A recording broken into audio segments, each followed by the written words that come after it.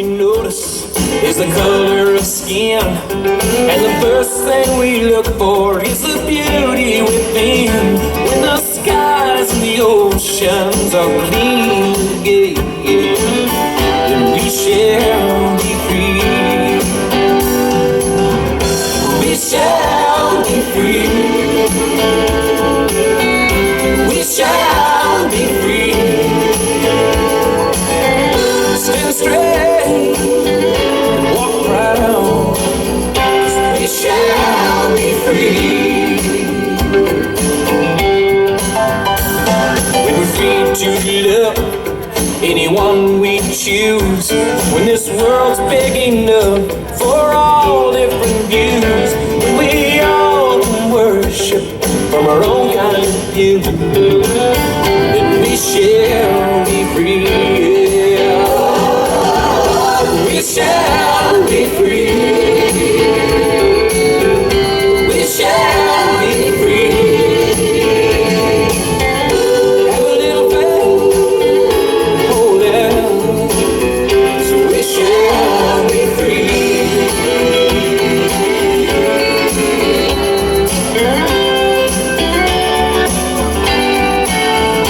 And when the morning talks for the very last time, and nobody wants to stay behind, and there's only one race, and that's mankind, and we shall be free. We shall be free. We shall be free. Stand straight, walk right, have a little faith, hold on, we shall be free. Welcome. Thank you for coming to the Patriotic Revival for New York State and America. We're so excited to be with you. We envision a day when patriotic revivals will be held across this and every other state, with Americans filling arenas and stadiums, sending out powerful, good energy over our towns and cities. It won't be an experiment then. We will be doing it to help strengthen the spirit of our nation. We will know the good it can do, and we will do it as a happy service for all. Let's see if we can find out today what singing our love for our nation can do.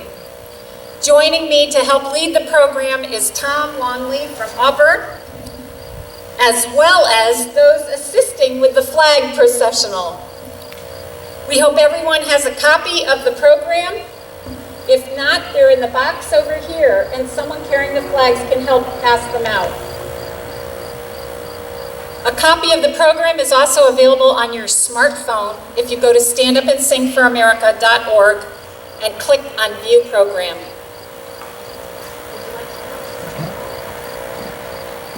You know, Benjamin Franklin spoke frequently of his belief that God himself was directing the parties who led the American Revolution. In fact, he said it was God who orchestrated the whole history-making event. Divine providence is what he and the other signers of the Declaration of Independence used when referring to the hand of God. Franklin said, "The longer I live, the more convincing proofs I see of this truth, that God governs the affairs of men, and if a sparrow cannot fall to the ground without his notice, is it probable that an umpire can rise without his aid?" Let us remember that no matter what the appearance, God governs in the affairs of the United States of America. Thomas Jefferson helped us understand that our Creator, our life, and our liberty are one when he said, "The God who gave us life gave us liberty. Can the liberties of a nation be secure when we have removed the conviction that these liberties are the gift of God?" The answer is no. Our liberties cannot be secure, and they are not secure. Nothing is secure when we take God out of the equation. George Washington led us rightly when he acknowledged that he alone could not fulfill the duties of his day without the assistance of our Creator. When he took the oath as first president of the United States on April 30th, 1789, here on New York soil at Federal Hall, and promised to preserve, protect, and defend the Constitution of the United States, he added these 4 words as a prayer of his own. So help me God. We are asking today for God's help. Let us open our program with a prayer. Almighty God, your goodness, your greatness, your perfection, your love, you are constantly giving to this world for mankind to use as they will. We see what happens when the beautiful, perfect energy of life is used by our choosing through thought, feeling, word, and deed to bring less than your love and peace to mankind. We know we must change our ways. We ask you to lift us high today through this patriotic revival and pour through us into this area and out into New York State, America, and the world. Whatever you know will redeem the misuse of your blessings and gifts and replace it with your great light, your power, and protection for our people, our resources, and all that is God good in our land and throughout the earth.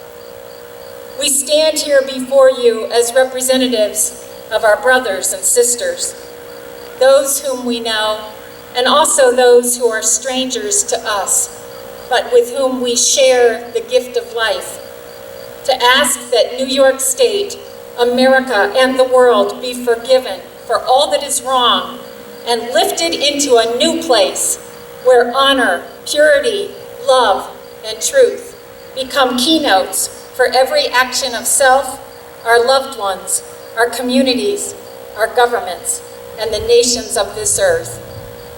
Help us to understand your divine plan for each of us and our world, and give us the strength and protection to fulfill it. We ask this in the name of Jesus the Christ, through whom all life is raised and shall be returned unto thee. Amen. New York State is a sovereign state among 50 united sovereign states. As the music is played and the flags come in order of their statehood, we invite you to honor each one and to ask the blessing and protection of every one of our states. For therein are also people being awakened for the cause of liberty.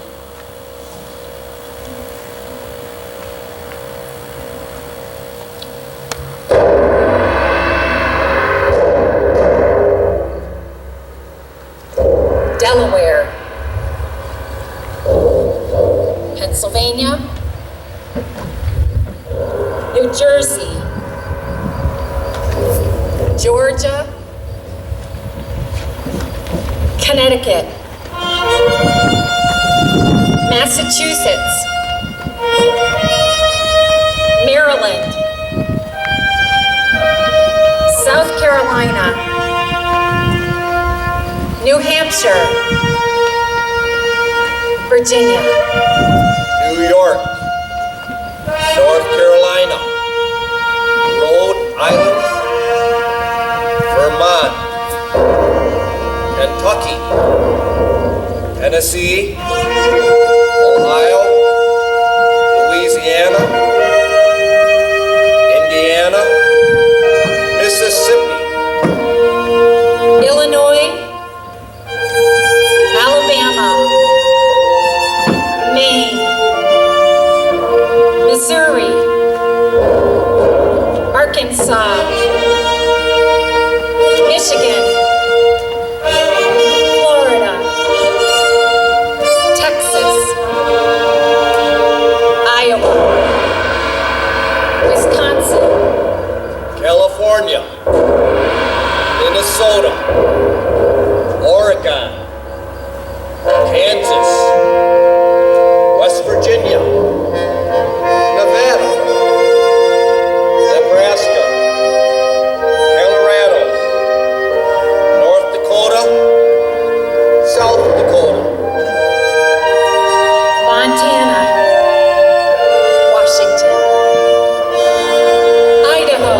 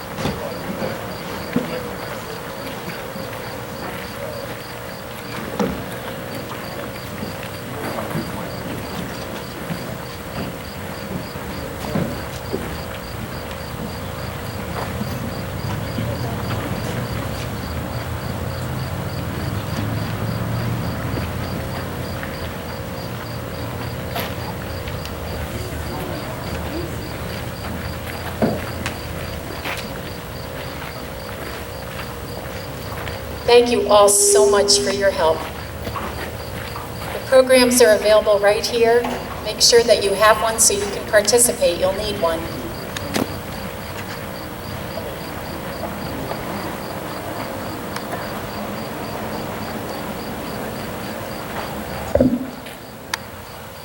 And of course, we honor today our flag of the United States of America, our Betsy Ross flag on either sides of the stage.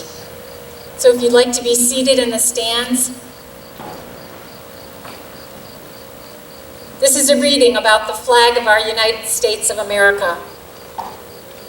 There is none so pure, so noble, so true as the flag of our United States. It was brought forth in freedom that our people and all people would have the right to worship God as they chose and to accept and live the Creator-given rights of liberty bestowed upon each individual. Some look at our blessed flag and see it only as a symbol of nationhood. To the contrary, every time you look upon that flag, know you are living in a country whose stars and stripes wave for the freedom of all mankind. Every time you look upon that flag, know that it flies high through all trials and tribulations, through all celebrations and glories, ever waving as a light in this world which shall prevail. When Francis Scott Key wrote the song we now call our national anthem back in 1812, a week after the British had burned the White House and destroyed Washington, D.C., he watched all night from the water as they bombarded Fort McHenry in Baltimore Harbor. Imagine hour upon hour watching your land, your people under attack, and not knowing what would be the result. And as you sing the verses of our national anthem, sing now for America's protection in the days ahead, both from within our borders and beyond our shores. If you'd like to rise, we'll sing the national anthem.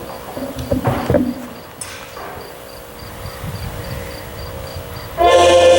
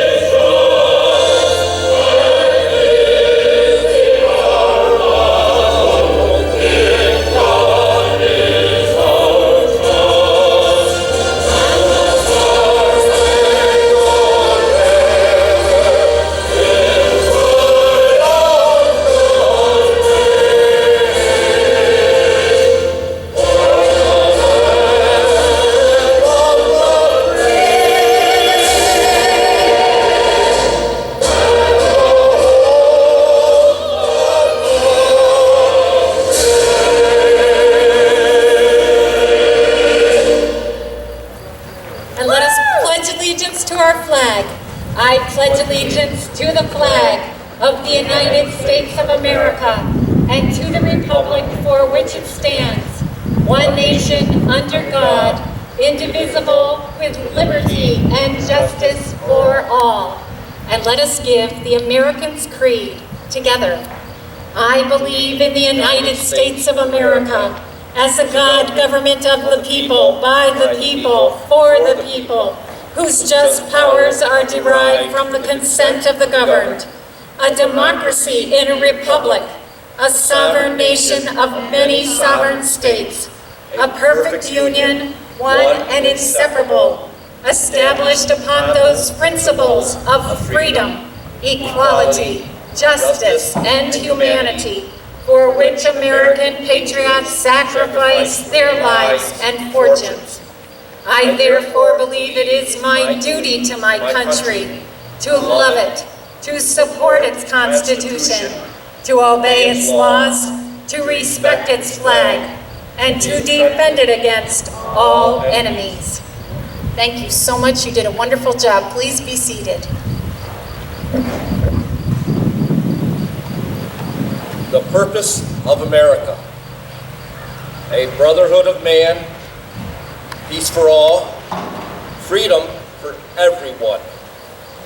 These have been ideals cast into the hearts of man for century upon century, passed onward through secret meetings and writings from good men who knew that no one was meant to be under the rule of another.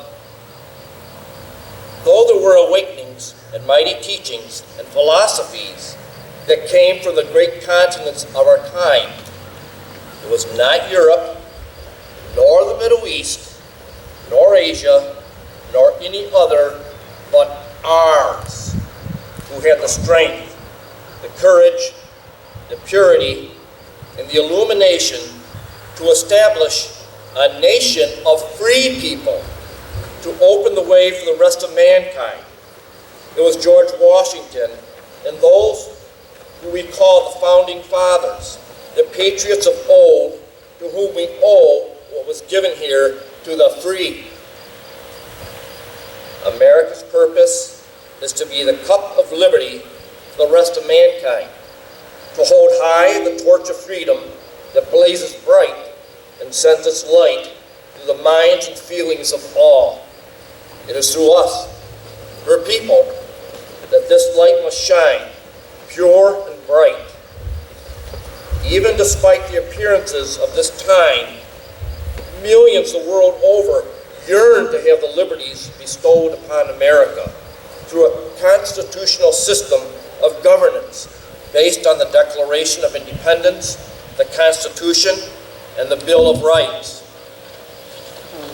Let us sing the Constitution hymn, God of our fathers, thus called because it was a keynote song chosen to represent the bicentennial celebration of our Constitution, and was sung throughout our land.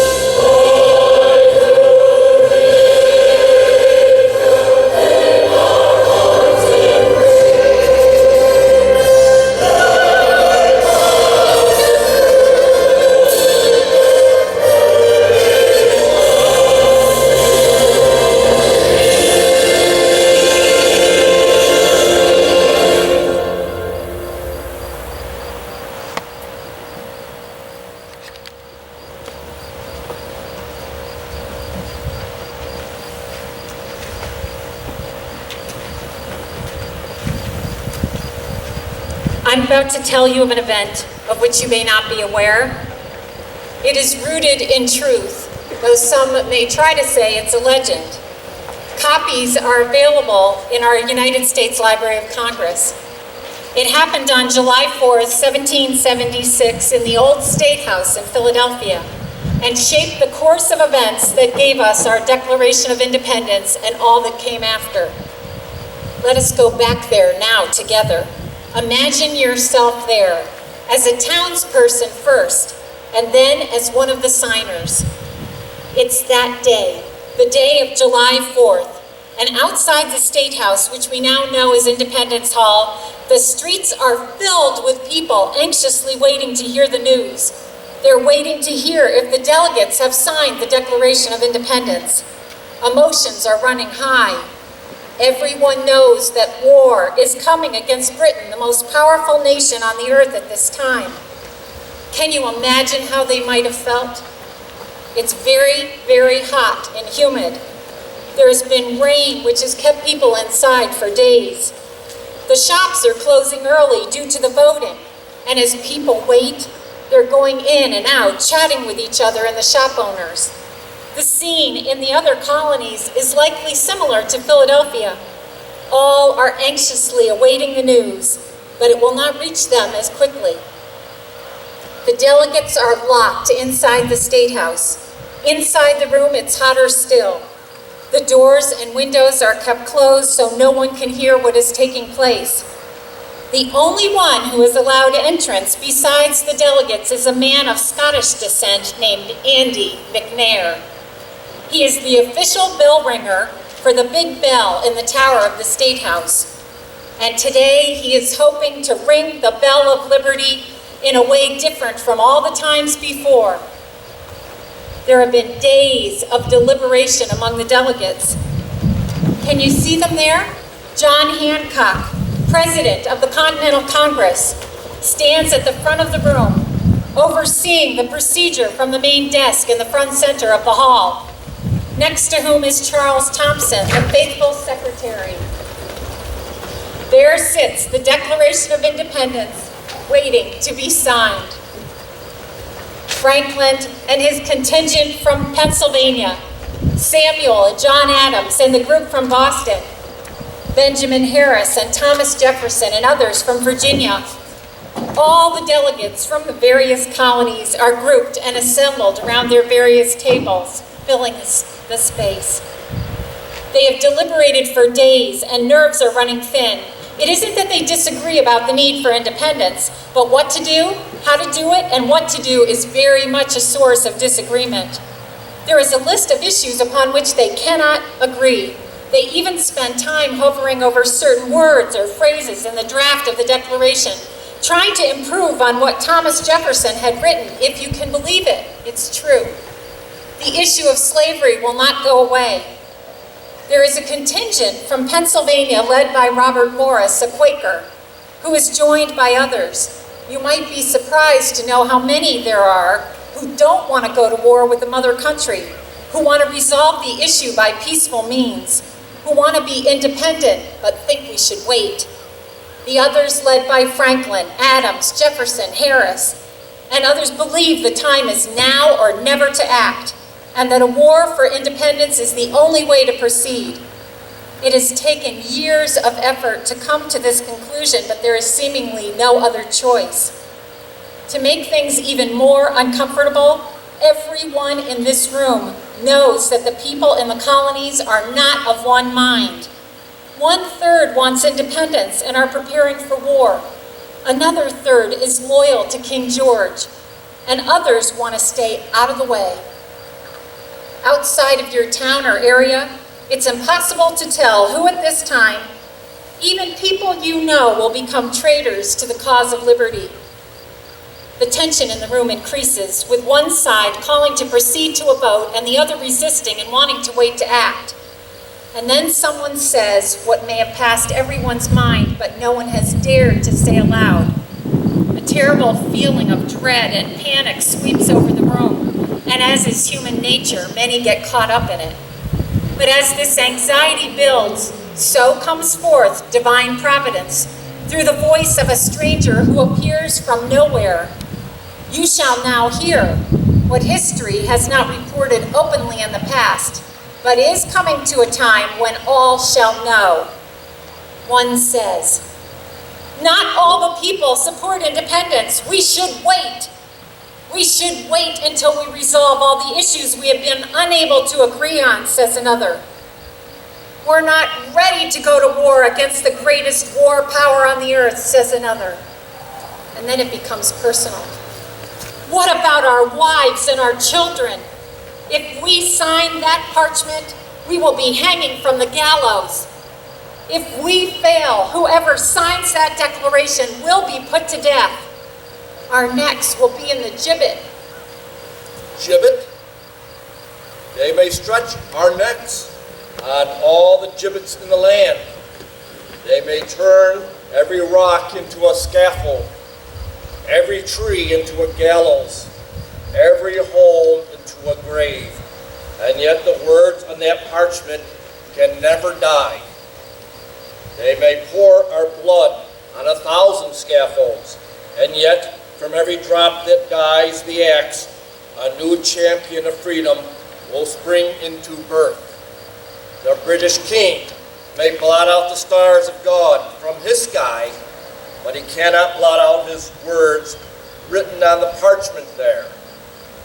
The works of God may perish, his word never. These words will go forth to the world when our bones are dust. To the slave in the mines, they will speak hope. To the mechanic in his workshop, freedom. To the coward kings, these words will speak, but not in tones of flattery. Such is the message of that declaration to man, to the kings of the world. And shall we falter now? And shall we start back appalled when our feet press the very threshold of freedom? Sign if the next moment the gibbet's rope is round your neck. Sign if the next moment this hall rings with the echo of falling axe. Sign by all your hopes in life or death, as husbands, as fathers, as men, as brothers. Sign your names to the parchment or be accursed forever. Sign, and not only for yourselves, but for all ages. For that parchment will be the textbook of freedom, the Bible of the rights of man forever. Sign, for that declaration will go forth to American hearts forever and speak to those hearts like the voice of God. Who is this man? Where did he come from? How did he get in? Nay, do not start and whisper with surprise. It is a truth. Your own hearts witness it. God proclaims it. This continent is the property of a free people and their property alone. God, I say, proclaims it. Look at this strange history of a band of exiles and outcasts suddenly transformed into a people. Look at this wonderful exodus of the oppressed of the old world into the new, where they came, weak in arms, but mighty in godlike faith. Nay, look at this history of your Bunker Hill, your Lexington, where a band of plain farmers mocked and trampled down the panoply of British arms. And then tell me, if you can, that God has not given America to the free. As God lives, my friends, I believe that to be his voice. Yet were my soul trembling on the wing for eternity, were his hand freezing in death, were this voice choking with the last struggle, I would still, with the last impulse of that soul, with the last wave of that hand, with the last gasp of that voice, implore you to remember this truth. God has given America to the free.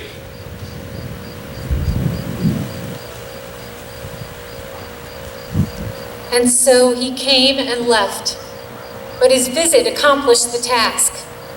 How he got in and out of the locked room, no one could explain it. But never mind, divine providence had interceded to secure the course of America's destiny. John Hancock stood and signed his name in huge letters, saying that old King George would not need his spectacles to see that signature. And the bell at the top of the State House began ringing and ringing. A new nation had been born.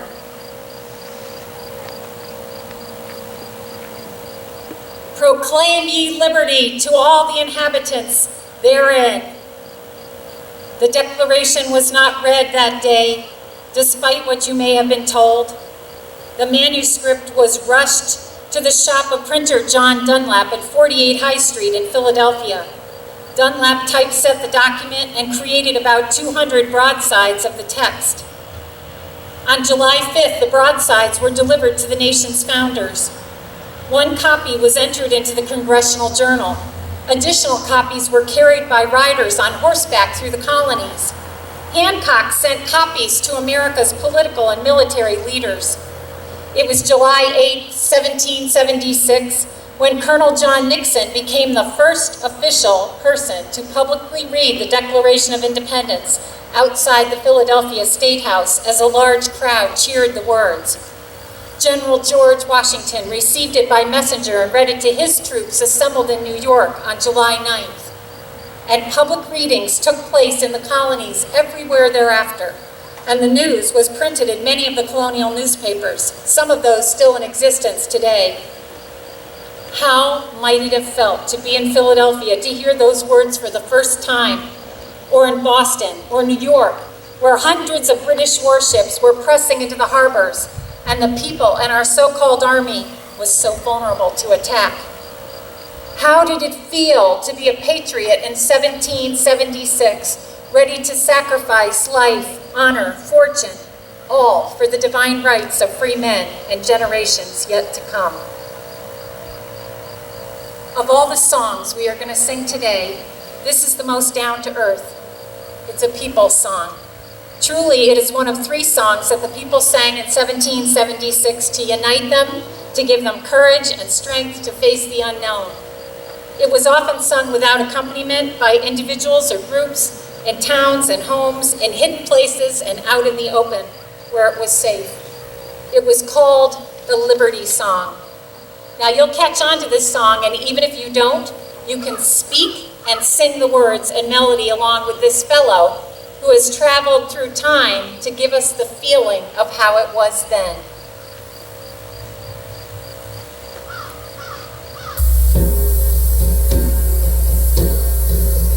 Come join hand in hand the brave Americans all, and rouse your bold hearts at fair liberty's call. No tyrannous act shall suppress your just claim, or stain with dishonor America's name. In freedom we're born, and in freedom we'll live. Our purses are ready. Steady, friends, steady. Not as slaves, but as free men, our money we'll give. Our worthy forefathers, let's give them a cheer. To climates unknown did courageously steer. Through oceans to deserts for freedom they came, and dying bequeathed us their freedom and fame. In freedom we're born, and in freedom we'll live. Our purses are ready. Steady, friends, steady. Not as slaves, but as free men, our money we'll give. Then join hand in hand, brave Americans all. By uniting we stand, by dividing we fall. In so righteous a cause let us hope to succeed, for heaven approves of each generous deed. In freedom we're born, and in freedom we'll live. Our purses are ready. Steady, friends, steady. Not as slaves, but as free men, our money we'll give. All ages ears shall speak with amaze and applause of the courage we'll show in support of our laws. To die we can bear, but to serve we disdain, for shame is to freedom more dreadful than pain. In freedom we're born, and in freedom we'll live. On earth says already, steady, friends, steady. Not as slaves, but as free men, our money we'll give. This bumper I crown for our sovereign's health, and this for Britannia's glory and wealth. That wealth and that glory immortal may be, if she is but just, and if we are but free. In freedom we're born, and in freedom we'll live. On earth says already, steady, friends, steady. Not as slaves, but as free men, our money we'll give. Huzzah! Huzzah!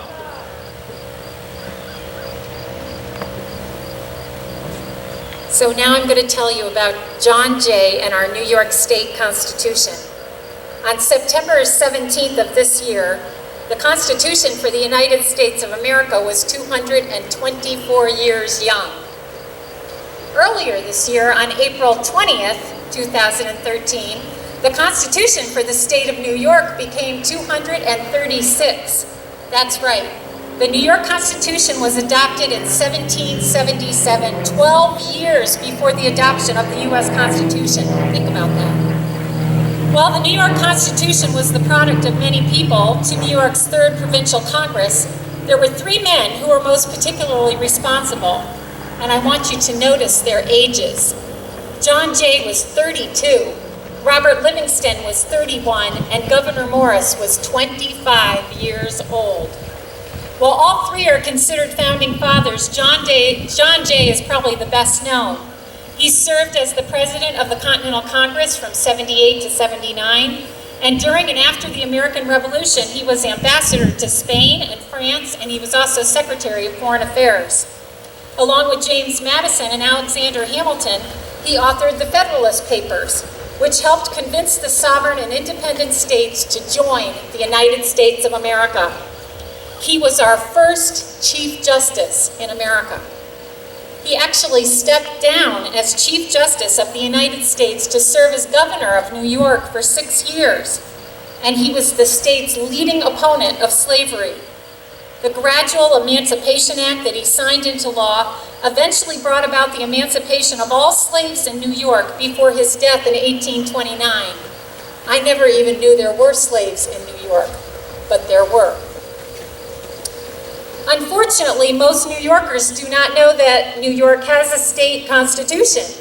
Yet it is the state constitution that governs the behavior of every single elected and appointed official in this state, far so more than does the U.S. Constitution, which hardly ever comes into play in the day-to-day administration of our state. No word can be added or subtracted from the New York Constitution except by a majority vote. By its terms, the government was created of, by, and for the people of New York. And there are 3 principles from the very first Constitution that we think are noteworthy. I'm quoting from the introduction. All power, whatever, hath reverted to the people. All power, whatever, hath reverted to the people. Imagine what that was in 1777 for the people to hear this and know that their government would be securing their rights. And those words are still in our state constitution today. I'm quoting again.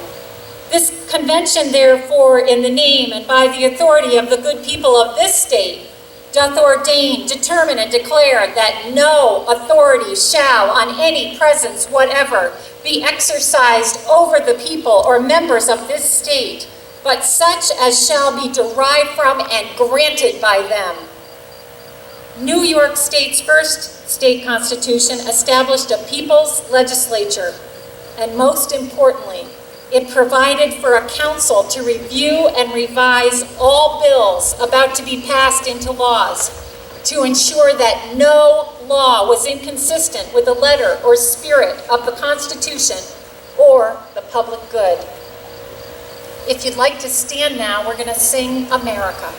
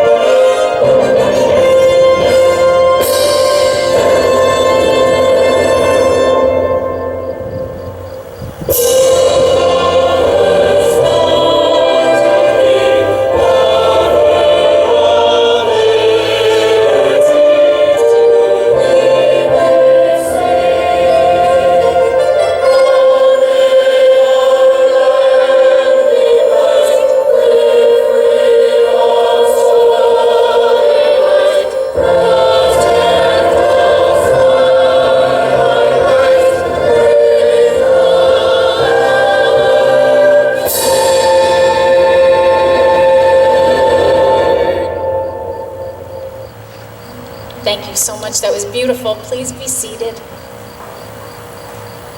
Of all the sacred places in America, the two that are perhaps the most important are Independence Hall and Valley Forge. That may surprise you, but things happened in these places that made lasting, you could say, eternal impressions on the pathway of liberty.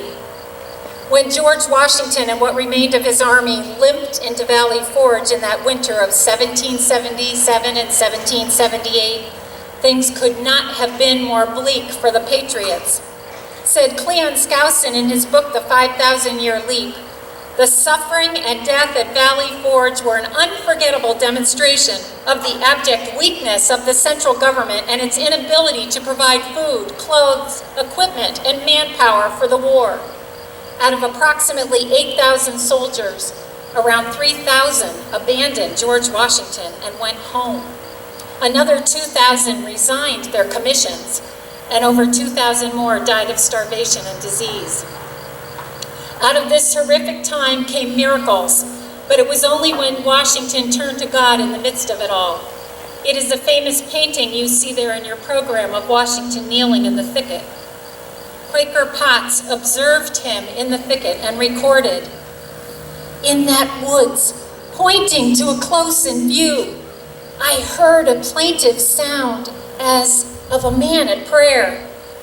I tied my horse to a sapling and went quietly into the woods, and to my astonishment, I saw the great George Washington on his knees alone, with his sword on one side and his cocked hat on the other.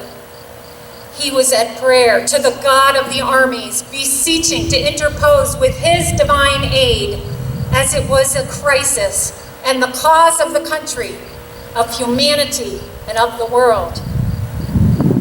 The men in the camps, freezing and starving, sang to Jesus around the campfires. Washington would do anything he could to help them, and their suffering caused him great distress. It was later when he returned to his cabin, you can still visit this place in Valley Forge today, that something happened again which you may not have heard in your schoolroom learning, but which will come forward and be known by all in the time that is before us. There are those again who would say it is a legend, but it is in our Library of Congress. As Washington sat alone, he received a divine visitor. This angelic being of great light and love showed Washington a vision for the future destiny of the United States of America. He was shown that 3 great tests would come upon the Republic, the third being the most difficult. The first was described, and it was the revolution itself. The second test was described, and it was the union against itself, what our country would come to know as the Civil War.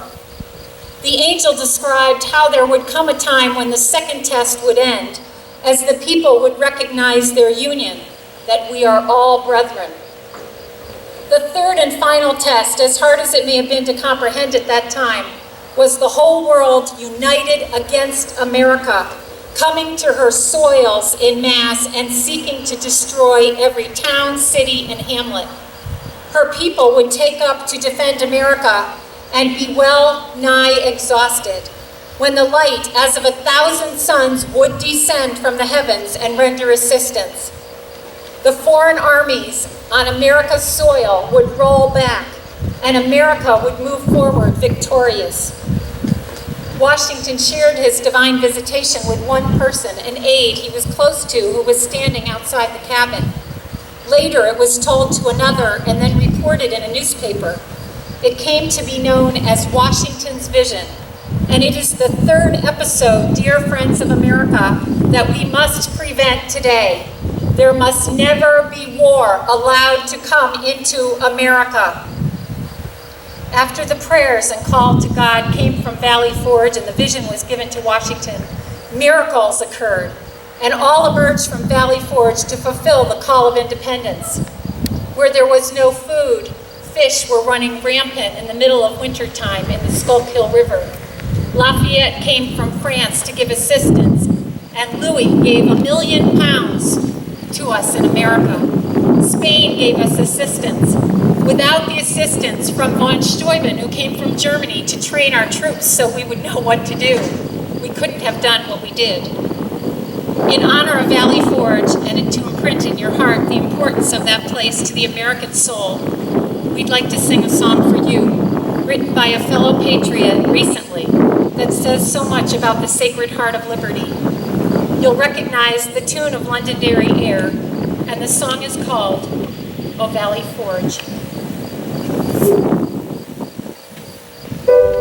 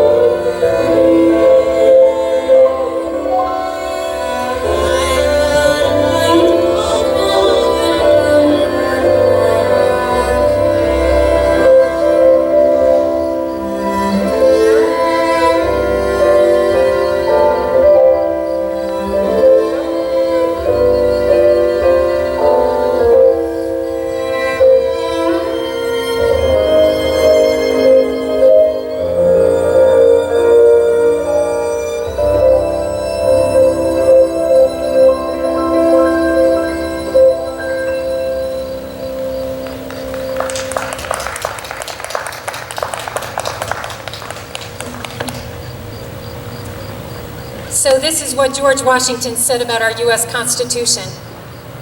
The structure, the Constitution of the United States, has been erected by architects of consummate skill and fidelity.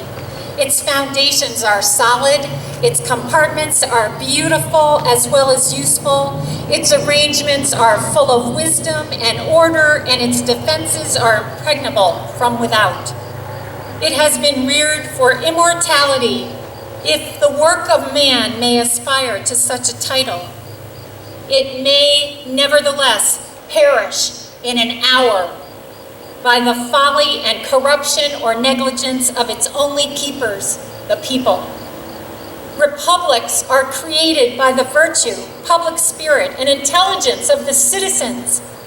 They fall when the wise are banished from the public councils because they dare to be honest, and the profligates are rewarded because they flatter the people in order to betray them. Do you understand, dear friends of America, what it meant for mankind when our state and federal constitutions came into being? Peoples of this world had only known oppression under monarchs, tyrants, and dictators. And suddenly there was a place pure enough where people strong enough and obedient enough to the high ideals of life could establish what came forward in America, where we the people could be free, where we the people could hold the promise of freedom for all. George Washington could have been a king, but he knew America was meant to have a servant government and opened a door for all to follow when he stepped above that human condition that would seek to dictate over others. Washington brought the honor, the honesty, and the virtue to help those who were also called to the great work of bringing forth a new nation for the free. The Declaration of Independence, the state and federal constitutions, and the Bill of Rights are the greatest governing documents ever given to mankind. They are meant to take us through every advance of civilization if only we would obey them. And they were put in place for us, dear Americans. What other nation on earth was intended to have a servant government of the people, by the people, for the people, where the people are sovereign? It has been said that the contents of these documents vibrate in a very high place. John Adams summed it up. Our Constitution was made only for a moral and religious people. It is wholly inadequate to the government of any other. If you can truly understand that you have individual rights which were given to you by your Creator, by your being born, and that the government of the United States was instituted to secure these rights, no more, no less, then you must know that to have a government act separate and apart from any provision of that Constitution would mean that your rights are not secure. And if you understood this even more deeply, you know that to abandon our Constitution or trample on its meaning is to open the way wide for tyranny, dictatorship, and oppression to return. What would cause you to turn a blind eye to this? What qualities would obstruct your way? Would it be apathy, indifference, ignorance, selfishness, distress? There is no other protector or defender of our Constitution but we, the people, you and I. So what will you do? For those who have ears to hear, eyes to see, and intelligence to comprehend the principles, mandates, prohibitions, and restrictions of our Constitution flow together like a tapestry. All work together for the highest good. Our precious constitutions are not a menu from which to pick and choose, and they cannot defend themselves. Only we, the people, can defend them. As the supreme law of our land, the Constitution is the rudder for our great ship of state. With our Constitution firmly in place, we can ride any sea and face any challenge. Without it, we are tossed about, and our prosperity, our stability, our life, liberty, and happiness are as fleeting as the whims of those who govern. It is up to we the people to defend and protect it, holding those in public office accountable to its letter and its spirit. Mark my words, to live in America under any other system of governance would not be a place you would want to be, and it is worth every effort you can make to ensure our state and federal constitutions are restored and held high. O glorious Constitution, thou art God's work, given to the free. May the people glorify thy gifts, the light of liberty, that all may know and see. Let us now sing this new song written for America, given by one of the composer and producers for the Celtic Women. You will catch on to the beautiful melody quickly, and be sure to join us when you do.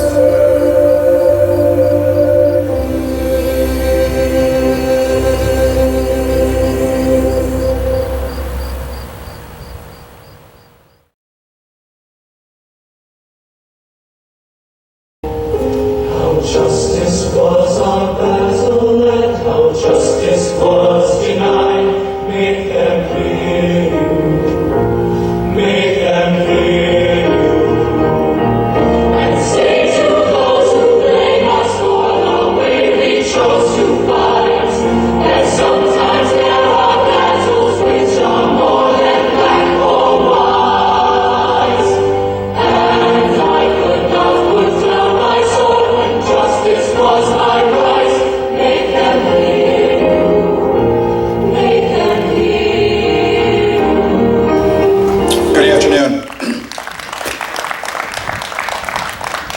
As I had mentioned earlier, my background is that of a CIA officer. I served abroad for 24 years representing the United States, conducting human operations in support of the defense of the United States. I worked against terrorist organizations and against hostile governments. There are individuals in the United States governments now, in this administration, that support what I would call the overreach of government.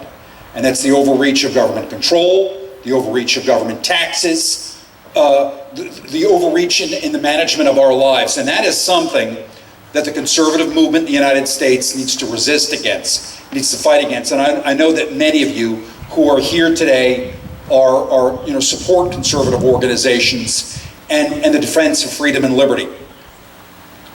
The organization I'm with, Concerned Veterans for America, supports smaller government, lower taxes, and fiscal responsibility.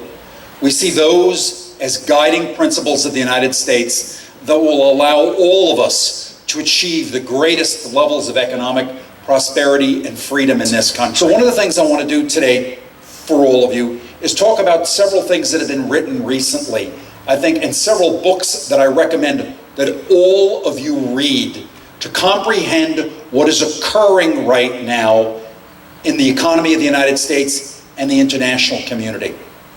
We are at a time of great economic threats to all of us, to the national economy and to all of your personal wealth.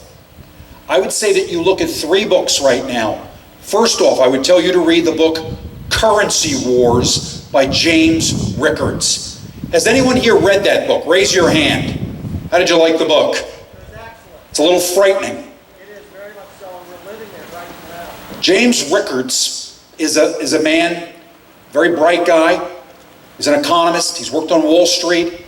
He's done a lot of work with the U.S. government in game theory in terms of conflict. Worked as a consultant to the Pentagon. You'll see him on the internet. You'll see him on television. But Currency Wars is a book that looks at what is occurring in the economy and where are we going. And he addresses the debt that we have in the United States. I'm sure that most of you here are more aware than the average person in terms of what the national debt looks like. We're talking about $17 trillion of debt. $17 trillion. The national debt. It's unbelievable. When you add to the debt, and that's the government debt, private debt in the United States, we are likely at 250% of debt relative to gross domestic product. It's astounding the amount of money that has been borrowed in this country. Debt in the United States is the single greatest threat that we have to our freedom, because it is going to bring the house down. The second book I would tell you to all look at is a book written by a Brit by the name of The Great Degeneration. Have you read that book? Raise your hand if you've read that book or if you've seen that book. It's been out a short period of time. Okay. Niall Ferguson is the man. He's a historian and an economist that wrote the book, The Ascent of Money. But he has written a book called The Great Degeneration. And it's about the degeneration of the American economy. So you have Rickards, who's looking at debt, and he's looking at the economics of it. And then you have Niall Ferguson, who's looking at America. And what he studies is, and when he comes out early in his book, what he says is that most people study why poor countries remain poor. In this book, I'm going to examine how rich countries become poor. And when he looks at America, he explains very early in the book that if you thought of America as a beehive, as the human hive, that in America now, there are more drones than worker bees. And not only are there more drones than worker bees, the drones have created another class of bees that deliver services from the worker bees to the drones. We are in great, great danger. There are more people in the cart than pulling the cart in America. The President of the United States, President Barack Obama, campaigned on a plan to change America. One of the changes is a doubling of people on Social Security disability insurance from 3.3 million to 6.6. That is permanent unemployment for these folks. There are individuals, some individuals that are injured, that have problems, and we as a society accept the responsibility of helping those that are ill or that cannot work because of grave illnesses. The problem is many people have found ways onto that system just because they don't want to work. They're too lazy. I've said it. There's a whole lot of lazy people that don't want to work. They'd rather spend their entire life getting, a whole series of their professionals, grubbers who have found ways to get on welfare, unemployment, this, that, and they're working on top of that. There is fraud of biblical proportion in this system. There is fraud, massive fraud. Starts in the White House. Yes, I agree. The third book I think that many more of you may have heard of or read that I would recommend is Mark Levine's book, The Liberty Amendments. Raise your hand if you've read that book. The Liberty Amendments is a wonderful book. Also, again, on the economy, a couple of chapters in there, and Mark Levine does a spectacular job. One of the things that he points out is that, I guess 5-6 years ago, we were at a point where we were spending 19.4% of our gross domestic product on the government. It is now 24% of GDP, the equivalent of 24% of GDP. It is unsustainable. All three of these men, all three of these authors, whether it's Rickards, or it's Niall Ferguson, or it's Mark Levine, who all come from different places, different background and education, say one thing. It is unsustainable economically what we are doing. Those in power now in Washington look at the debt, and what I believe is they have absolutely no intention of paying it back. That's why they are unconcerned. What we will have ultimately is what Franklin Delano Roosevelt did. They will devalue the currency.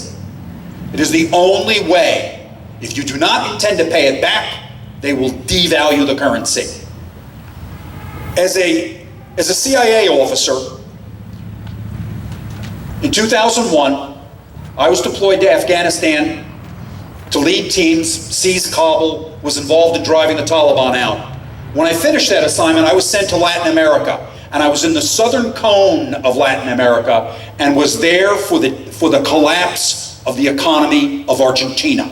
I had a front row on that, being a senior intelligence officer in Latin America. Argentina was the 5th largest economy of the world in 1905, 1910. But then, of course, Evita, the Perons came along, of course, ran the printing presses, her husband, Juan Perón, who was a unionist, and they destroyed that economy. So Argentina has lived through all sorts of economic problems over the years. In the 1980s and in the 1990s, Argentina borrowed $5 billion from the IMF, the International Monetary Fund, then borrowed $7 billion, then borrowed $11 billion, then borrowed $15 billion, and came to us in 2001 and 2002 and said, give us $30 billion. They had been given the money on those previous instances with the promise that they would reform their economies. Part of the problem in Argentina is that you had this gigantic ghost workforce. There were, it was estimated, up to 300,000 people on government salaries that did not work. In Argentina, they had a word, it was called a gnocchi. A gnocchi is a type of noodle, and you eat that noodle the last day of the month when you don't have any money left. Well, the employees, they call them gnocchis. 300,000 of them would show up once a month, put their hand out, and take their money. That was the IMF's money. That was coming out of our tax dollars funding massive corruption in Argentina. When we finally said, no, we will not give you $30 billion, you know what their first response? It was your fault for lending us the money before. They blamed us. It was amazing.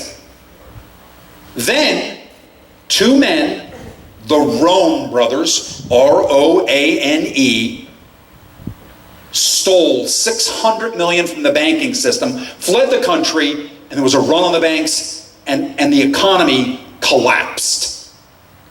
On a Thursday, they closed the banks. They didn't open them for about 5 or 6 days. When they opened the banks, they put what was called the corral. If you had $100,000 in the bank, you now only had $33,000. They devalued the currency. Your money was only worth 1/3 of it was a week before. And you were only allowed to take $200 out per month per member of your family for the next year. This, ladies and gentlemen, is what an economic collapse looks like and will mean to each one of us if the dollar is devaluated or if we have a really serious hit. We had a very serious hit in 2007. But the problem was the government didn't fix the problems. They papered it over. They paid off the banks. Too big to fail, didn't go away. The banks are even bigger, and the derivatives are even larger now. And they continue to print money. Last week, I watched on television Ben Bernanke, the chairman of the Federal Reserve, and he was being interviewed. And there was a discussion about the fact that the Federal Reserve, as many of you here know and many of you understand, has been printing $85 billion a month, using that money to buy bonds. And that's how they're floating the economy. This is like crack cocaine, ladies and gentlemen. And you know what? It's not $85 billion a month. You know what it really is, ladies and gentlemen? It's $1 trillion a year. There was a discussion several weeks back about tapering, reducing it maybe from 85 billion to 70 or 60 or whatever. And of course, the stock market took a dive that day. In his interview on C-SPAN, Bernanke has stated now, no, there will be no tapering, and we will continue on, and we expect by next year that we should be able to wean ourselves off. Only one of the journalists said, excuse me, Mr. Chairman, you said that last year, and you said that the year before. What happens if the economy does not launch? Well, we're going to continue. There appears that there is no intention of taking us off this money. And what this is doing, QE3, is driving down the value of the dollar. This is what a currency war is, ladies and gentlemen. Citizens of the United States needs to recognize that if we continue on this path economically, eventually, either through inflation or a once-in-a-shot devaluation, that all of our personal savings can be wiped out in a day. In a day. This was done in the 1930s. I'd like to remind you that not only was our currency devalued, that Franklin Delano Roosevelt seized everyone's private gold. Even though the price of gold was $30 an ounce, he paid everybody $20 an ounce. And it empowered the government. It will empower the government because it will clean their debts aside, impoverish us, and they are in a more powerful position, those that are ruled. All of us need to recognize that economic security now is national security. Every one of you, and I implore you to buy and read those books that I mentioned to you. Rickards, Niall Ferguson, Mark Levine. Understand the grave danger we're in economically. You cannot have 250% debt like this and not expect there to be consequences. I met with a friend of mine recently in in Washington, D.C., who was a very senior official in the State Department, and in the UN and a banker. And I asked him about what I had been reading and what I had been learning, and he said, yes, these are serious problems. I agree with your position, what you've stated to me, what you've conveyed to me, Gary, but I would add one other thing. And I asked him, what will be the trigger? What will be the trigger for us in the United States to be able to anticipate that we are in the grave danger that I believe we are and that all these authors believe? And what he said to me was interesting. He said the states in the United States, the fact that Illinois has $133 billion of unfunded pension liabilities. Illinois' problems make Detroit just look like a minor headache. There are 5 or 6 other states that are in the same situation as Illinois. It is greedy people who are willing to borrow from their children and grandchildren's futures to fund an unsustainable level of services now. We've got to get real about this, all of us in the United States. We cannot spend more than we bring in. What we've been bringing in roughly the last few years, $2.9 trillion comes in taxes, and the Obama administration's been spending $4.1 trillion. Who here could sustain a 1/3 deficit on spending in your family's expenses over years? None of us. That's what the government's been doing. I would say to all of you here, and I'm thrilled that all of you came today. Anytime you hear people or meetings that are talking about the economy, Agenda 21, any of these issues, bring 2 or 3 of your friends with you. Bring them. Let them hear what is happening here. It is incumbent on us all to grow the movement. Unless we grow the number of individuals who are knowledgeable of this, that understand the threats and the risks to our society, we will not be able to counter them. We will not be able to right this ship. But one thing is certain, the level of debt is unsustainable. There will be a price to be paid.